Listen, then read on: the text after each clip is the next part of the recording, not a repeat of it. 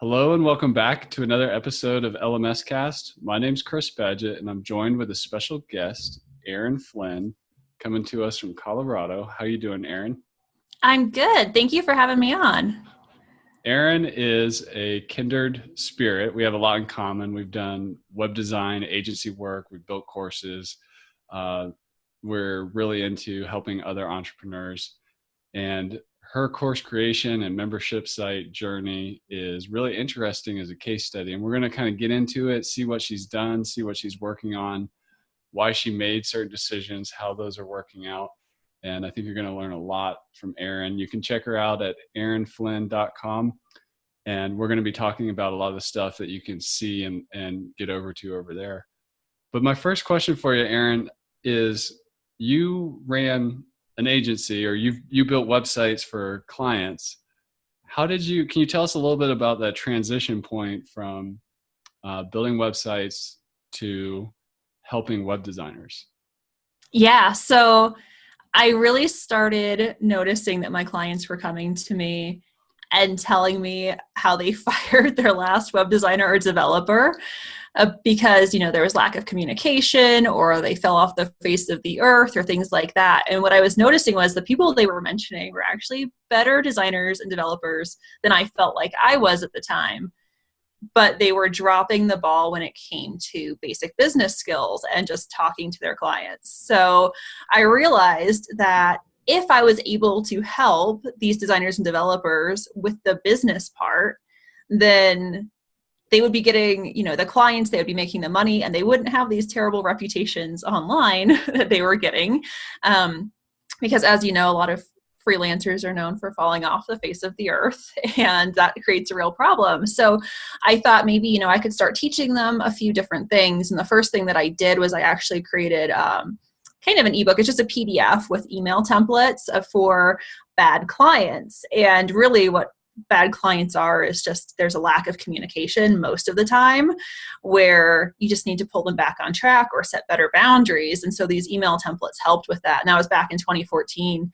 And then I kept, still doing my agency, and my agency grew and we started doing bigger websites and bigger projects. And that was all going really well. But last year I got very sick. I was in the hospital. I had surgery and I was out of commission for months, which really hurt my bottom line very badly. So what I realized was this: if I had more courses, then I could still make money, if something happened or if I went on vacation. So I really started this past year working more on the courses and the teaching, which I found out that I actually really love. So now that is the main focus of my business, is teaching other web designers and developers. And while I still do take on some client projects, I get to be super picky about who I work with because I don't have to work with clients right now, which is kind of a really great place to be. I love that. Where were you in 2009 when I was first getting started? Because I could have saved myself a lot of heartache, learned a lot of, some of the things you teach, and would have been super helpful for me, but that's all right. The next generation can benefit from your courses and your membership. Yeah, sorry. 2009, I was serving coffee. So I was definitely not helping anybody unless they needed a latte. I totally resonate with your story in terms of clients. So when I would do web design work, we'd do a discovery session or have pre-sales calls. But as a service provider, I'd always start at a disadvantage because oftentimes the client had a bad experience with a previous web person, and I'm playing catch up. But pretty quickly when they see the good communication, they're like, it really puts them at ease because that's what was lacking in the last one. So I like that you really zeroed in on that. Tell us about the email templates that you started with. So what were those? So I would go around like Facebook groups, and I had my own share of problems with clients too. And so it already, had situations where I had to say, actually, you can't call me on Sunday morning because I'm not working then, or things like that. So I'd already had some emails that I had written myself and used on my clients to set better boundaries. But then I also was like looking around Facebook groups and social media. Whenever I saw somebody complaining about, I've got this client who, like they're just impossible to work with. Like, I don't understand what they're saying in their emails, blah, blah, blah, blah, blah. And I would say, well, why don't you just hop on Skype with them? And here's how you say, hey, I'm not getting what you're saying. Let's please hop on, a Skype call where we can screen share. And so I would just write that email and basically like give it to people. And then I realized, I could like put all of these together and then people can just get like this huge. And I think I have 84 different, it's like 40 some situations with like 84 different responses, depending on how you want to respond, because sometimes you want to be nice and give them wiggle room, and other times you just have to be flat out like, no, this is not happening. Wow. So it's grown over the years a lot. That is super cool. That idea of templates, like not just teaching, like, okay, this is how to have better communication with clients, but when this scenario arises, here's, if they're on their good behavior, here's template A. If they're on their bad behavior, here's template B. That's really brilliant, because when people are taking a course to, become a better web designer, they're looking for good ideas, but they also need like actionable stuff, which you're totally shortcutting that with things that they can use. And that's one way for people to learn. It's not just hearing good ideas and information. It's actually, executing a script, if you will. Sometimes it's just part of the learning process. It's like, and with something with like a tough email, like people would because I know I used to do it too, agonize for hours. Like, how do I say this? Like, how do I tell this person, what I need to tell them without making them mad, or, all of these different, things that go through your head, like, oh, they're going to hate me. And, we often want to like justify, and like I noticed something that a lot of people do is they send like these emails that are like 6 pages long saying, this is hurting me and it's making me feel bad. And I'm like, no, like, you don't need to do that. Like, here's, the 2 paragraphs you need to send, and that's it. And you don't have to think about it. You don't have to stress about it. Like, this is polite. It's to the point.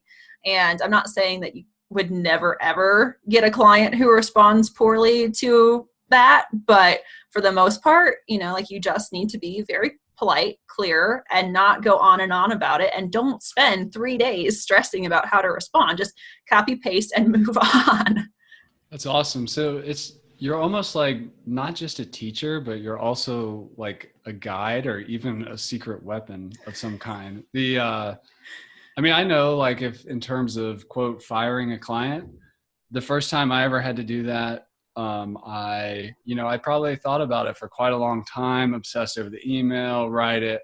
But if I had had somebody like you with your course, and I put the template up and be like, all right, maybe I'll tweak it a little bit so it sounds like me, but you would have saved me like days and lots of mental stress and anguish, just by having a template. And I think that's the big takeaway for the course creator out there is, be a guide, not just a purveyor of information. I wanted to get in a little bit to some more of your course topics and kind of unpack a bunch of scenarios around those. But before we do that, could you kind of describe your 3 entry points to what you offer? You have this setting up camp, you have this client first aid, and then you have reaching the summit. What are these different levels of engagement with you? Yeah, so setting up camp is basically my free membership. It's a great way to kind of see how I teach and get a feel for what I do. So it's got like the basic stuff. So if you're starting a web design business, or you're kind of struggling with basic things like how much money you need to make in a year, that's what Basecamp has, and that's a great place to get started if you're just kind of confused about what you should be doing in terms of your business. And then Client First Aid is, once I created those email templates, I became known very quickly for dealing with nightmare clients. So Client First Aid is kind of just a list of all of the resources that I have for nightmare clients. I have a free e-course. I have the templates that we talked about. And then I have a bunch of articles on my blog about dealing with bad clients and how sometimes they're actually not that bad. But that's kind of where a lot of people share my stuff. They're like, oh, Erin knows how to, she's got an email template for this, or she's got, information on how to deal with your situation. So I have basically all of that put together right there. And most of it's free. The only paid part of that is the email templates. And then the summit is the expedition, which is my membership program. So that's more focused. That's more for people who have been in the web design business for a year or two and who are struggling to get to the next level, where they're doing okay, but they're still struggling month to month, worrying about where their next clients are going to come from and how to actually make their business grow to the point where they're not, worried every month and they're not working with clients that they dislike. And that's a lot more focused. It's a much smaller group where we have more in-depth discussions, and I do more like Facebook Lives and stuff in that group. Awesome. So 3 key points I want to highlight there is you're giving away an incredible amount for free. So like the top of the funnel isn't just some little ebook or checklist. You're giving away a ton of value. You're building trust. You're getting people results in advance of asking for money. That's really admirable. And I love the idea that the templates are paid. In marketing, you might call that like a tripwire or something like that, where there's like, they're not committed to the membership yet, but they're testing the waters with a paid product from you that's really valuable. And, it's focused at a high value problem when things are really intense or, somebody's looking for a lifeline. Those are good places to put a product. And then the other thing that probably the most important is you're super focused. This is the same person, the same prospect or prospective student or student at different stages. The summit, like you mentioned, maybe they're a little more advanced. They've 2 years into it and now they're looking to scale or grow or get over some bad habits and that kind of thing. Or, they're struggling in the beginning. It's the same person. You're just super focused. You're not getting distracted on who you're trying to serve. You're just helping them at different stages, which is really awesome. I will say I was not always that organized. I had to go back and make sure everything made sense and figure out where things put in. And I actually killed off a couple courses and programs that I had that did not fit in. Like what? I had like a WordPress course on, how to create, a website, we all do. We all put that up there and think that we're going to be the best like WordPress teacher ever. And no, at least I wasn't. So I had that, and that didn't really fit in because then that was, focused for not the business aspect. That was focused on the tech aspect. And I don't particularly like teaching tech because it changes so rapidly. In fact, as soon as I created that course, the WordPress dashboard changed 2 weeks later. And so it looked outdated. But so I pulled that course out and I like refigured things a little bit so that it made sense for my students to go on a complete journey with me instead of coming in for one thing and then leaving, because that wasn't a good way to retain them as students. That wasn't a good way to make a really good impact on their business, because they would come in, learn how to use WordPress and then say, well, why don't you have the next level, which I didn't want to create? And why don't you have all of this training on how to create my own plugin or this and that, all this stuff that I didn't necessarily want to do. So when I refocused on just the business part, the path became much more clear. That is super cool. And I just want to highlight some points in that. One is that you said something that was evergreen was nice. Like, having good communication with clients it's pretty evergreen. The topics there, they'll stand the test of time. And the other is, you said you brought it back and you stayed focused on the business problems as opposed to the industry expertise, technology implementation in this case for the web designer. And I think that's super cool. And it brings a layer of focus to what you offer. When I look out into the landscape of niches, and I see all kinds of niches, but they usually typically fall under different buckets. The main 3 buckets being business, health, and relationships. So if you're watching this and you see Erin taking business knowledge, a part of business knowledge into another niche, like the technical web design industry, there's that overlap there. Like if you could take that same customer and teach them about health. And that's what you just Google nerd fitness and you'll see a guy who teaches people who work from home, or, web design folks, or people who are kind of on the computer a lot, how to get in shape. And there's probably somebody out there with a relationships course for, tech entrepreneurs. I mean, it's just be really clear on where you are, because I think it's really easy to, especially if you're scratching your own itch and you're one of those people who your target market is, you can kind of expand out, but sometimes you lose the focus, and you also lose the positioning of what exactly it is, like where you fit in the marketplace. I think that's super cool what you did there. And sometimes cutting things away is actually part of improving the membership, not necessarily growing the catalog to 1,000 programs or whatever. Mm-hmm. Although I do have a lot of programs. Well, let's talk about those programs. When I looked at them, and if you want to look at what we're talking about here, just head on over to erinflynn.com and find the membership. PS right soon, how to stay in touch with past clients. I'm just going to name some of these off. How to create a goodbye packet, a welcome packet. So these are like tactical. How much money do you need to make? How to price your services. How to create emergency procedures. These are all issues I've had to deal with as a web designer, and this is just such a time saver. Like, the value proposition here is very clear to me because I'm in this industry. I understand it.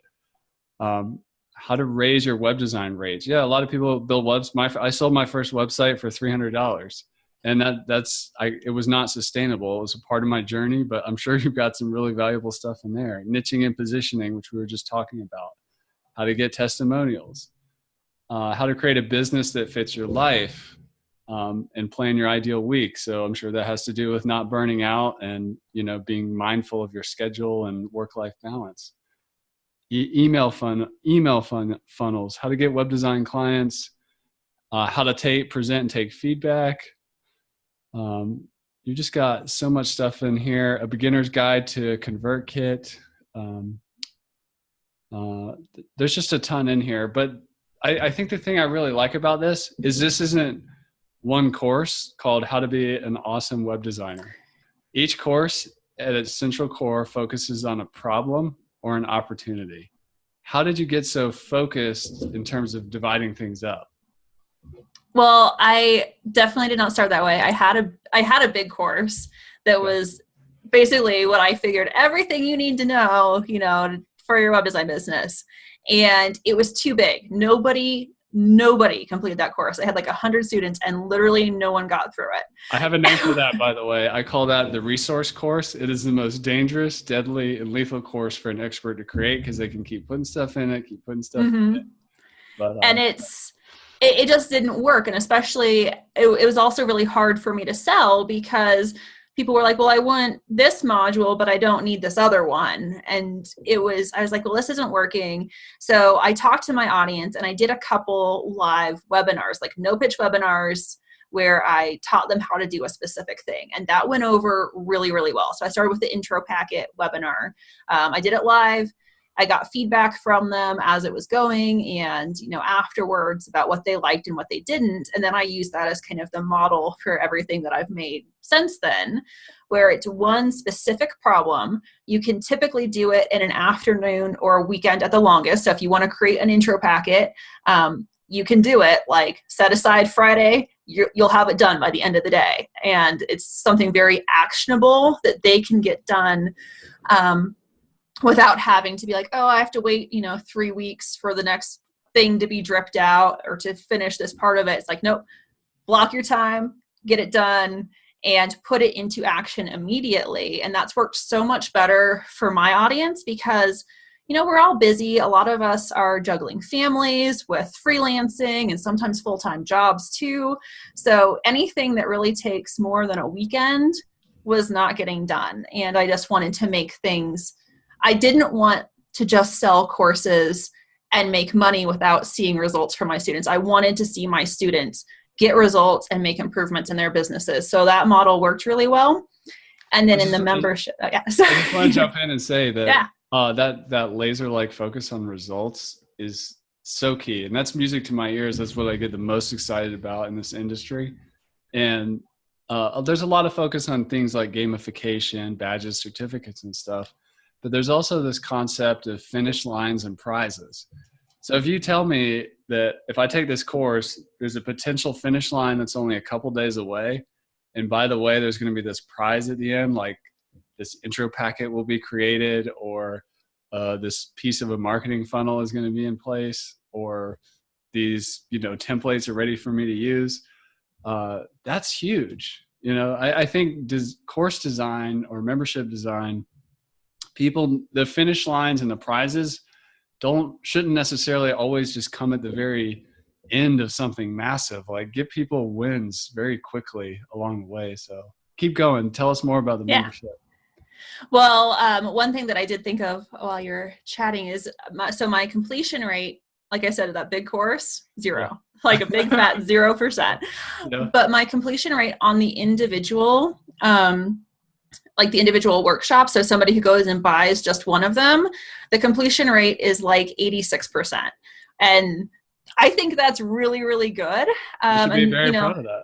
There are other people, who maybe just aren't checking off the complete the section button. So it could even be higher than what I think. So that's just, a huge improvement to go from 0% to, in the 80s. And then in terms of the membership, what I've done is basically you get all of the courses or all of the workshops that I currently have out, everything except the email templates. Those are separate. But you get basically everything else, and then anything else that I put out while you keep your membership active. So I tried monthly, and I wanted to have a community around it. And I found that the monthly was not good for community because people would pop in and out. But yearly and like a lifetime has worked really well because people are in it for the long haul. They're more serious about actually making improvements in their business, and they contribute to the community, helping others as well. And so they get all of the workshops as well as getting a little bit of, kind of like group coaching from me as well, which really helps me see what they need in their business, because everything that I make is based on what this group tells me that they're struggling with. And I'm able to, if something's not clear in a workshop, they say, hey, what happened in this scenario? Or I wasn't clear on this part. Can you go back? And that allows me to actually make sure that they're learning what they should be learning by purchasing the membership. That is awesome. Well, let me dig into some specifics there. What is a workshop? Is that a course or is that something different? Yeah, so technically I think they're all called courses because I use Teachable and they just call them courses. But everything that I put out really is a workshop at this point. Why do you use that word? Because a course, I feel like, is learning. It's something you go and you learn. A workshop, you make something. You put something into action directly. So I wanted it to be clear. You're not just going to sit there and be a passive, observer. You're going to put things into action. And so what they are now is they're just typically one video. I do have a couple that are written instead because the format worked better. But they're typically a video between 20 to 60 minutes. So they're short, and it walks you through everything you need to know. There's no fluff. There's none of that, let me tell you my life story type thing. It's like just straight down to business. Here's what we're going to do. Here are the steps, and you can pause it and you can fill out the worksheet like as you go. But I didn't want to break it down into like modules, because then I found that people don't complete those because they pause, after a module and then they never go back. But if it's one video, they get it done and they actually create the thing they're supposed to create, which was my biggest thing. I wanted them to do what I was teaching. That's beautiful. And can you define what you do for community? Is that a Facebook group or what is that? It's currently a Facebook group. I really would love to do something better, but all of my audience, they just hang out on Facebook, and getting them to move to forums, I tried that and it did not work. So it's just a Facebook group for now. Facebook's eating the world. If you can't, there is a thing to like just use where people are. If they're there, I don't know, it's good. What about group coaching? Is that a monthly like Zoom call or webinar, or what is it? So I use Be Live. It's a Facebook app type thing where you go live in Facebook. So I tell them, I'm going to be live at this time. It creates a post, a couple days before so they can get reminders. And then they just hop on Facebook. And if they're on Facebook already, which, they normally are, they get notified that I'm live. And so they can ask questions. And I typically keep it kind of related to the workshop that came out that month, so that it's somewhat on topic, but I also open it up to any questions at the end because people have joined at different times and they might have questions that don't relate to that month's workshop. But that's like a good way, because I can't possibly, serve 100 people one-on-one. It's a good way for people to hop on when they have specific questions and get my answers without them having to, book like a mentorship program or something that more expensive that maybe they just have a quick question that, needs 5 minutes. That makes sense. And that was monthly, you said? Mm-hmm. And are you rolling out a new course every month? I'm currently rolling out a new course every month, and I have content planned through 2018. And at that point, I'm going to have, like 40 courses, and I'll probably be like, we're going to slow our roll and maybe do quarterly or something, because at that point, no one's going to be able to get through that much content in a realistic time frame anyhow. That's great. And I just want to highlight what you said about listening to your people and what they're struggling with. So is that where you form new courses from? Yeah. So, and they can request courses. And I also, so if they have questions in the Facebook group, I make notes of that I can make a course about. And I also survey them every so often. Like, what do you want to learn next? What format is working best for you to learn from? Which is why I actually did a couple written pieces of content with no video recently, because people were saying it's busy. Like, I'm busy this time of year. I just want something I can read without having to watch. So I did that. And then I also send out, after they've been in the expedition for a while, I send out a survey and say, what do you want to learn next? And I ask them like all sorts of questions about how they learn best, because I really do want to tailor it to my audience and not just be like, I feel like making this, and then it doesn't work for them. That's awesome. Taking a real data-driven feedback approach, being a listener, and just being open-minded. I think there's so much value, and you're really setting a really good example with that.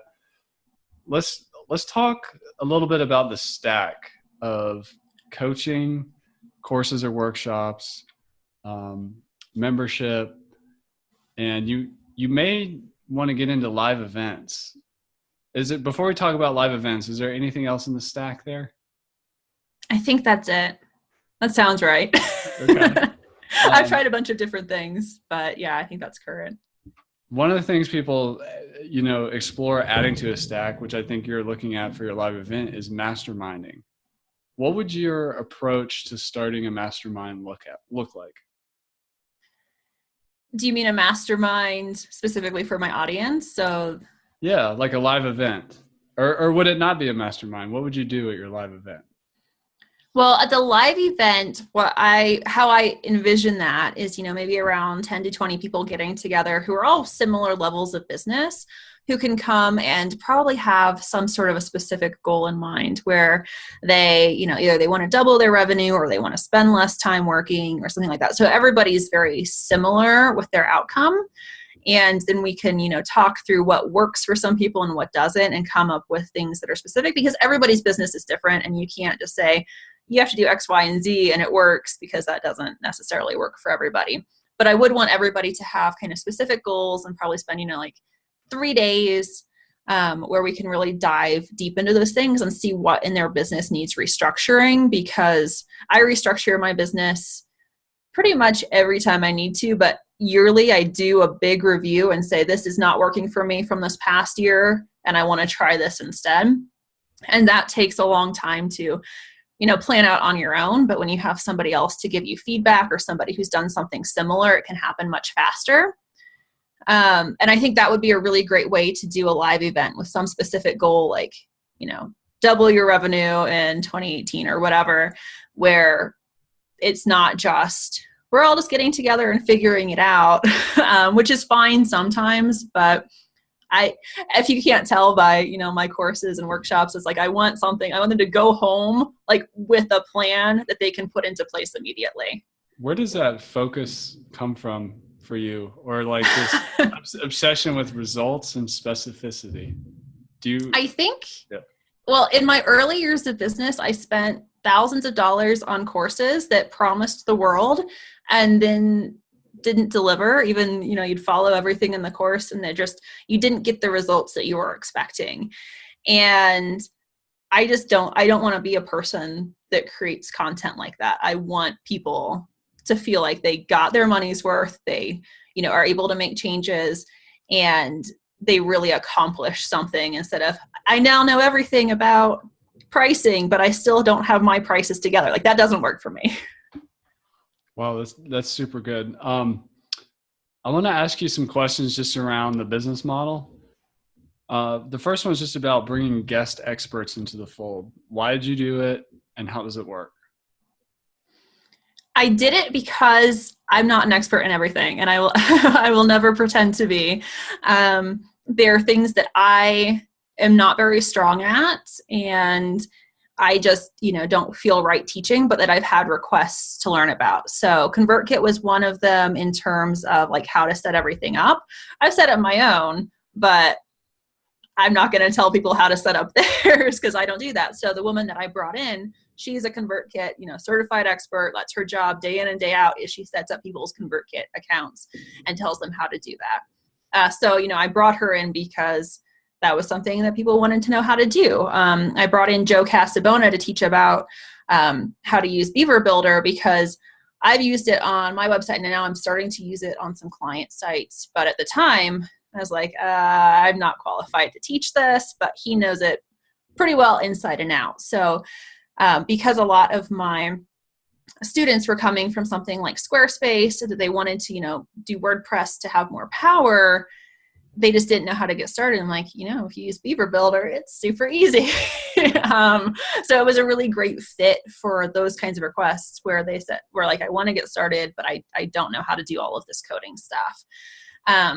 And I have, other experts, and the expert things tend to be a little bit techier overall, not all of them, but because I don't like teaching tech and I don't like staying on top of it, I know that, I can go back to Joe, sometime in 2018 and be like, hey, do you have an updated, Beaver Builder thing that you want to teach people? And he'll that's what he does. He teaches tech stuff. So it's no big deal for him to do an update because he's in it all the time and he understands it. So that works better for me in terms of keeping things updated too. That's cool. What about having a big course catalog here? Which do you do more volume in, or which performs better for you? A la carte individual course sales or the membership?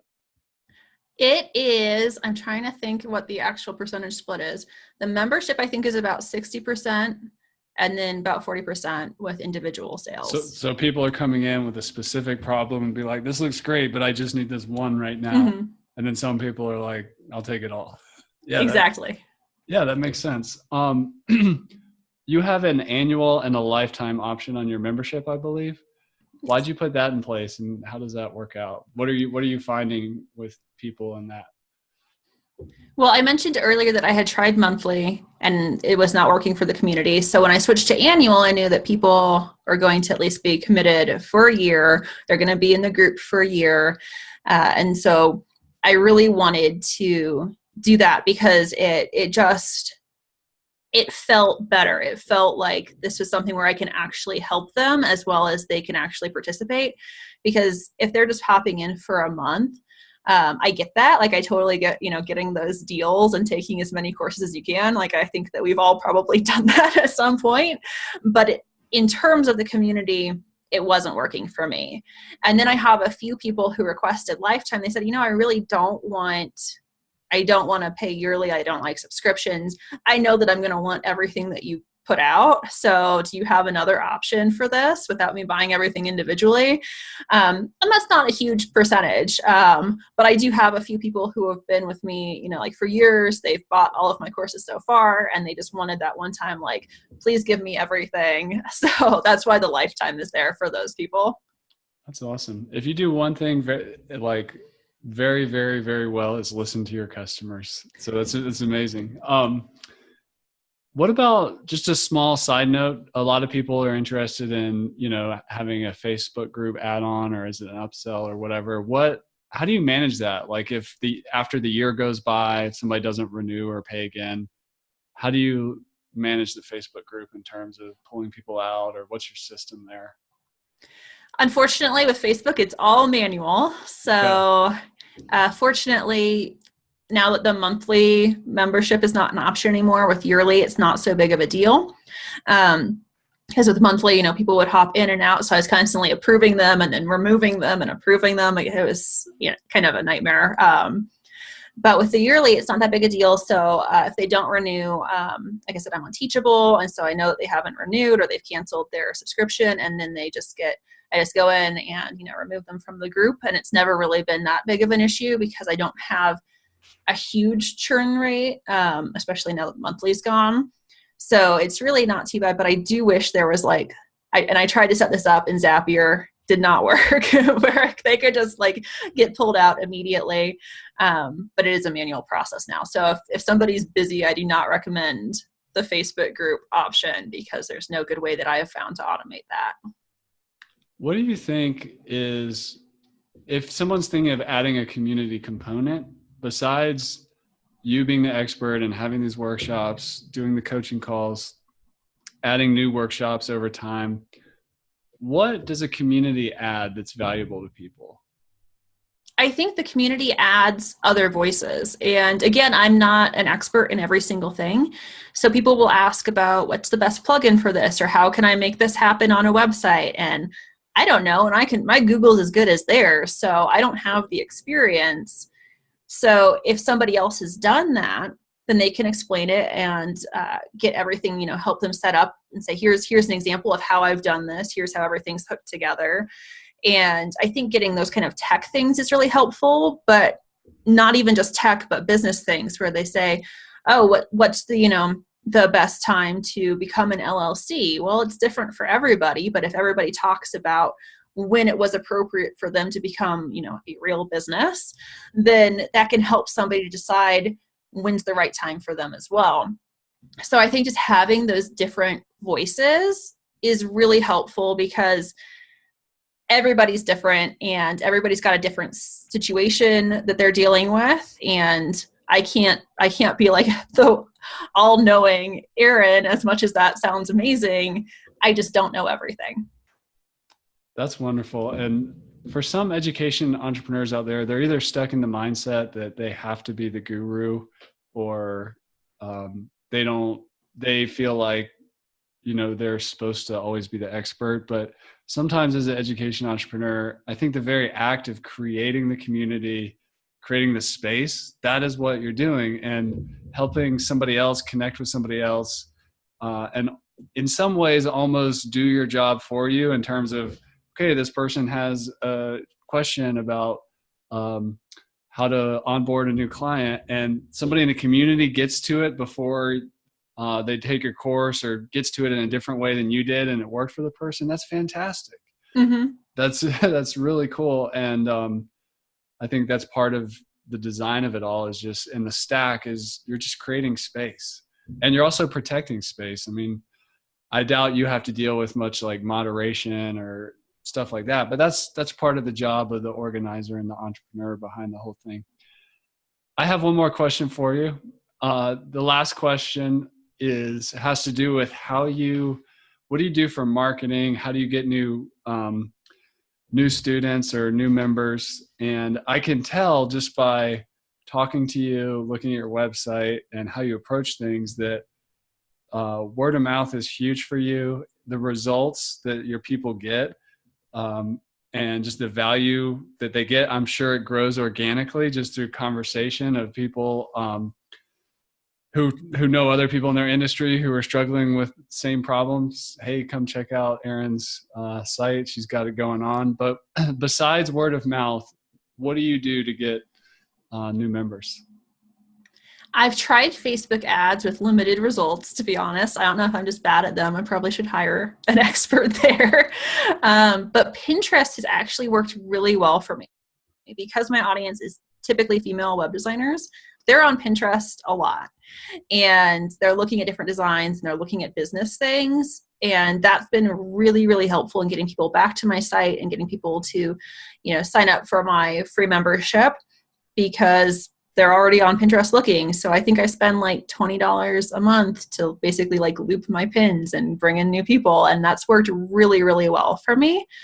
And then the other thing that has worked better for actually like consulting type things has been a guest posting and podcasts, which has been interesting, because people will say, oh, I heard you on a podcast and I want to hire you, but I don't want like your lower level stuff. What bigger programs do you have? Which has been kind of crazy, because I didn't have any before, and then I had to like quickly come up with some.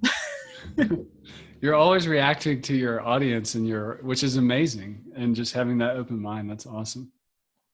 Well, Erin, I want to thank you for coming on the show.